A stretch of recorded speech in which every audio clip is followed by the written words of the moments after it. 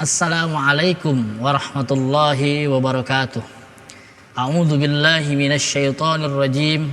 Bismillahirrahmanirrahim. Alhamdulillahi rabbil alamin.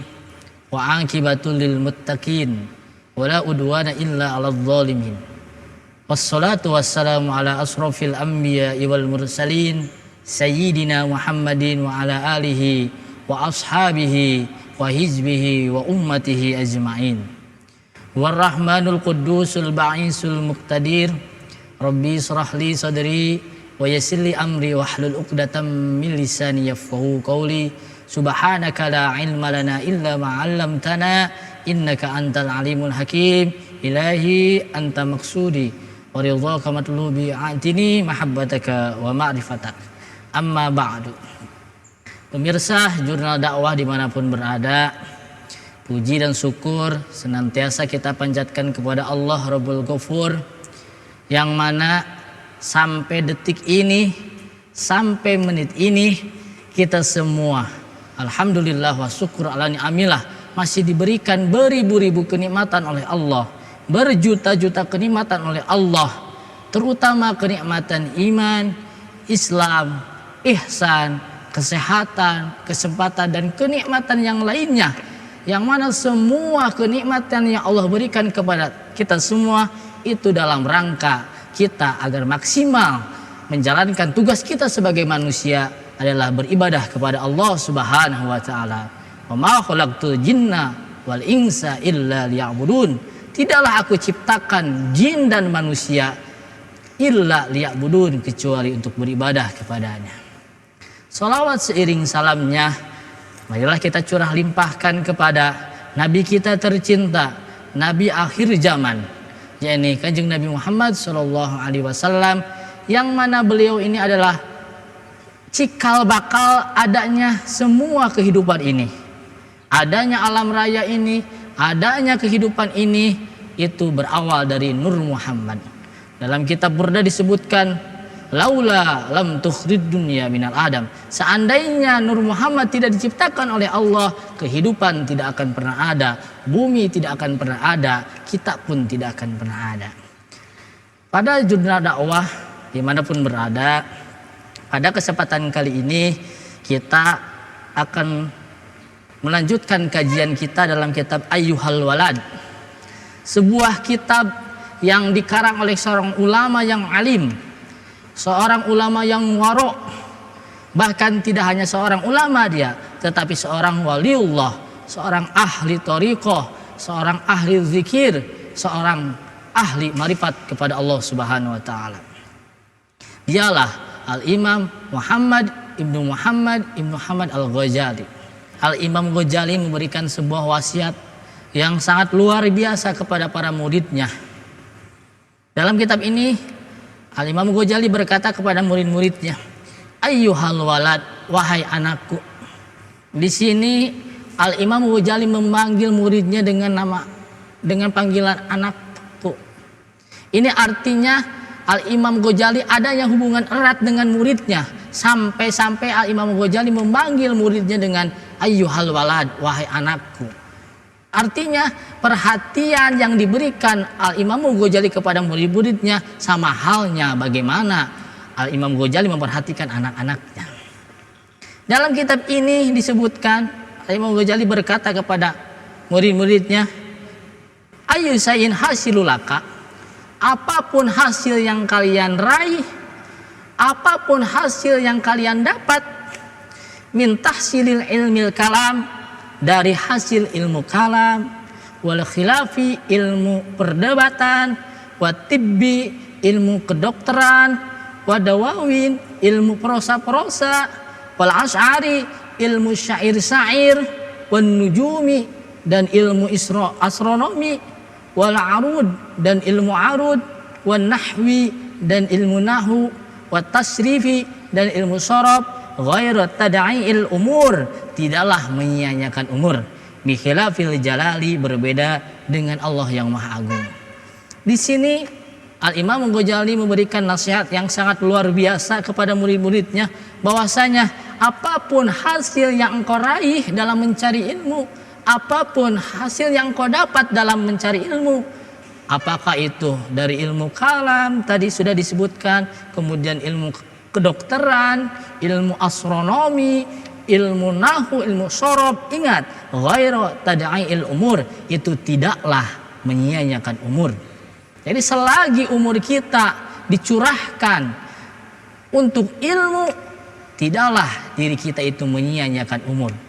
Bahkan Rasulullah SAW menyatakan dengan pendapat yang selaras dengan Al-Imam Ghazali, Rasulullah mengatakan, man kharaja fi talabil ilmi fahuwa fi sabilillahi hatta tarji'a.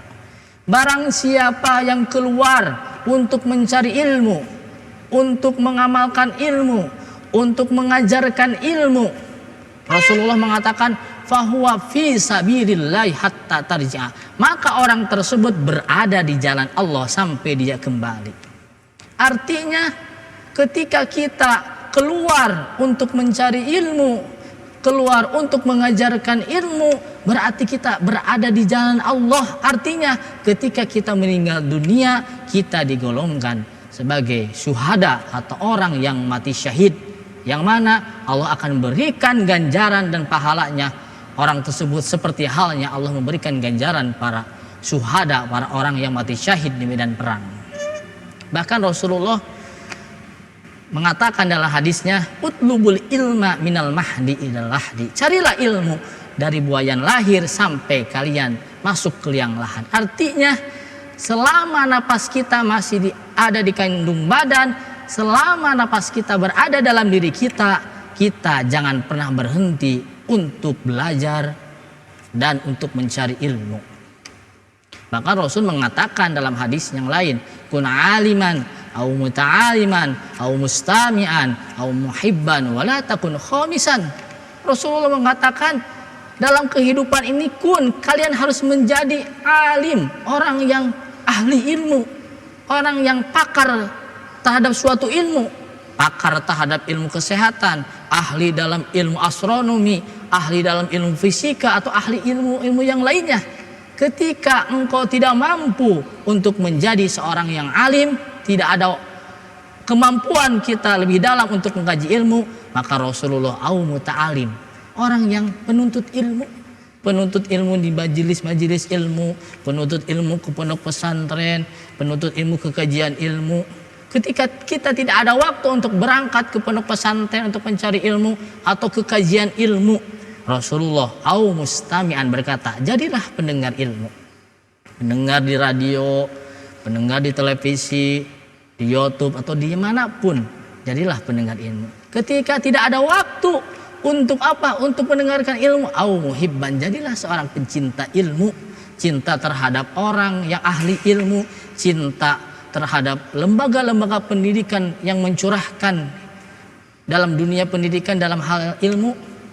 Wala takun khomisan, janganlah engkau hidup menjadi orang yang kelima. Artinya engkau tidak menjadi orang alim, engkau tidak menjadi au muta'alim, engkau tidak menjadi mustami'un, dan engkau tidak menjadi muhibban, maka hidup kamu akan celaka.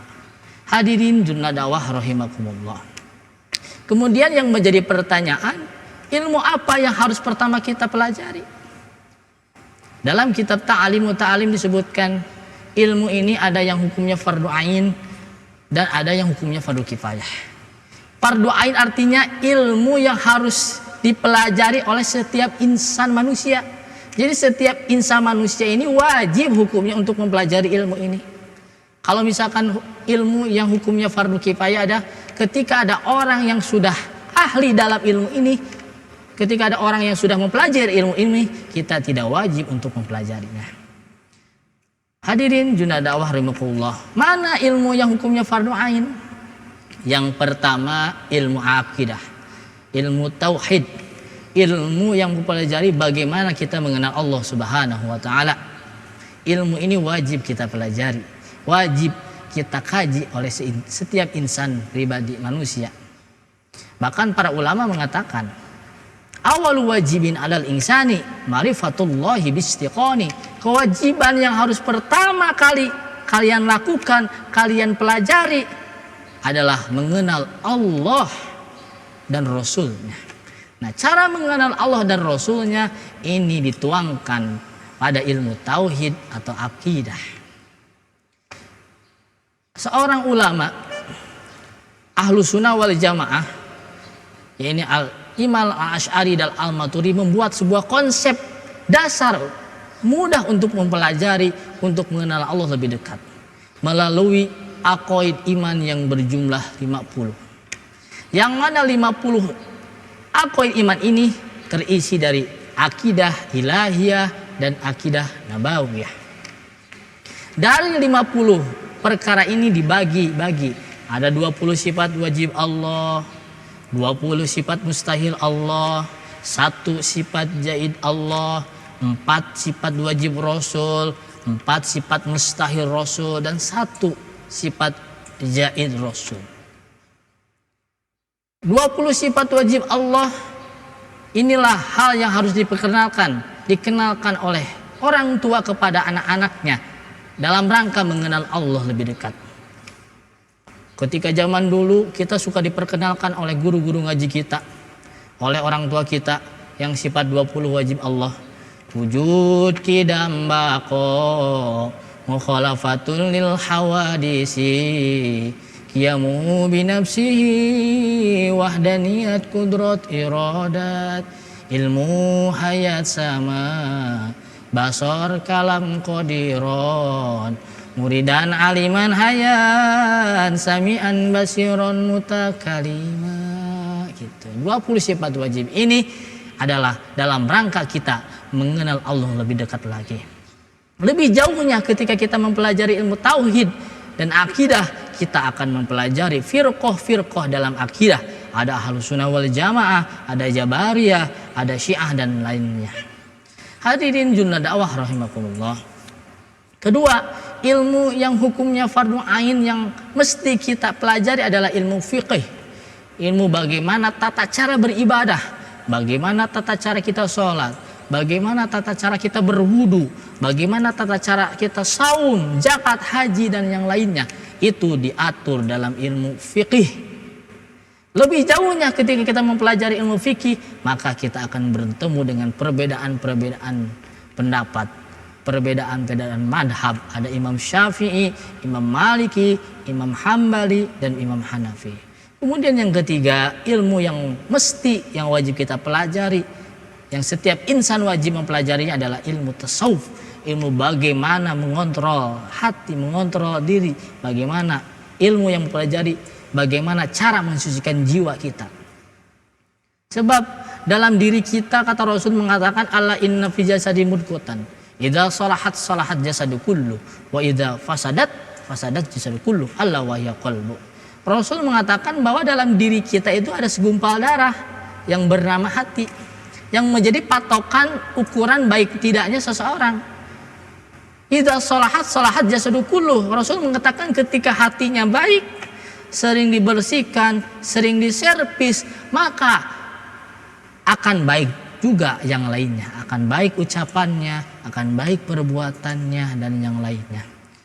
Sebaliknya wa idza fasadat jasadu kullu, ketika hatinya jarang diservis, ketika hatinya jarang dimanage, jarang dibersihkan, fasadat jasadu kullu, maka akan jelek yang lainnya, jelek ucapannya, jelek perbuatannya. Nah, semua ini diatur dalam ilmu tasawuf. Lebih dalamnya ketika kita mempelajari ilmu tasawuf, maka kita akan bertemu dengan thariqah atau metode bagaimana cara ma'rifat kepada Allah, cara husul kepada Allah Subhanahu wa taala.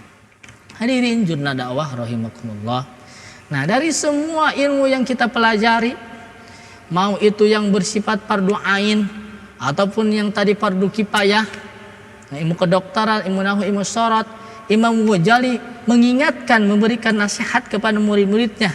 Kembali, ayyuhal walad, wahai anakku, al ilmu bila amalin jununun wa amalu bi ghairi ilmin la yakun. Ketika ilmu yang sudah kita raih, yang sudah kita pahami tidak diamalkan oleh kita, jununun, maka itu kegilaan, artinya tidak akan pernah bernilai ilmu yang kita dapat ketika ilmu itu tidak bisa membawa diri kita untuk taat kepada Allah Subhanahu wa taala. Bahkan Imam Ghazali mengatakan dalam kitab ini, wa'lam, ketahuilah oleh kamu, anal ilma, sesungguhnya ilmu alladzi la yubni'ukal yaum anil ma'asi wa la yuhmiluka ala ta'at. Ingat, sesungguhnya ilmu yang tidak bisa menjauhkan diri kamu dari perbuatan maksiat dan tidak bisa membawamu dari perbuatan taat, maka ilmu tersebut tidak bermanfaat untuk dirimu. Intinya hakikat dari ilmu bermanfaat itu adalah bagaimana ilmu tersebut bisa membawa diri kamu lebih dekat dengan Allah Subhanahu wa taala. Hadirin jurnal dakwah rahimakumullah. Sekian yang bisa saya sampaikan. Mudah-mudahan ada manfaatnya apa yang saya sampaikan. Undur maqala walang tangdur man qala. Janganlah kalian melihat orangnya, tetapi lihat apa yang dibicarakannya. Wallahul muwaffiq ila aqwamit thoriq wa afu minkum. Wassalamualaikum warahmatullahi wabarakatuh.